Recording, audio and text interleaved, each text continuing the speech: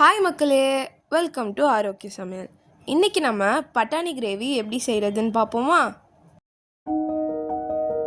முதல்ல இதுக்கு தேவையான 3 பேஸ்ட் அரைச்சிக்கலாம். இஞ்சி, பூண்டு, பச்சை மிளகாய் 3த்தையும் அரைச்சி வச்சுட்டு வேக வச்ச தக்காளியை மிக்சி ஜாரில் போட்டு நல்லா அரைச்சிக்கோங்க. கடைசியாக வதக்கின வெங்காயத்தையும் முந்திரியையும் சேர்த்து நைஸாக அரைச்சி எடுத்துக்கோங்க.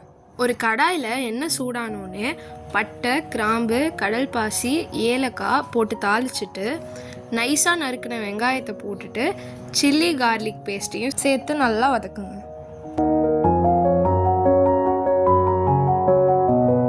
இப்போது ஃப்ரெஷ்ஷாக பட்டாணியை சேர்த்து நல்லா கலந்து விட்டுட்டு மஞ்சத்தூள், 2 டீஸ்பூன் காஷ்மீரி மிளகாய்த்தூள், 2 டீஸ்பூன் உப்பு போட்டுட்டு நல்லா கலந்து விட்டுக்கோங்க.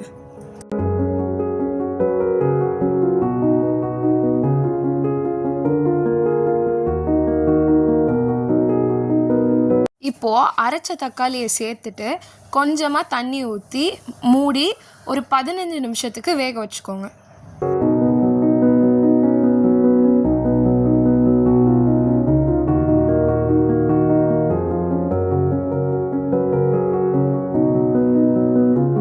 பட்டாணி வெந்தோடனே 1 ஸ்பூன் கரம் மசாலா சேர்த்துட்டு நம்ம அரைச்சி வச்சிருந்த ஆனியன் பேஸ்ட்டையும் சேர்த்துட்டு கொஞ்சமாக தண்ணி சேர்த்து கொதிக்க விடுங்க. ஒரு கிரேவி கன்சிஸ்டன்சிக்கு வந்ததுக்கப்புறம் உங்களுக்கு தண்ணி தேவைப்பட்டால் சேர்த்துக்கோங்க. கடைசியாக கஸ்தூரி மேத்தியை நல்லா கசக்கி விட்டு தூவி விட்டுருங்க. அவ்வளோதான், நமக்கு தேவையான பட்டாணி gravy ready.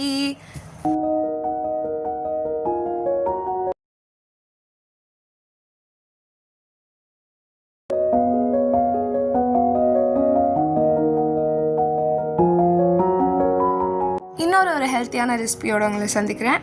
Tata, bye bye.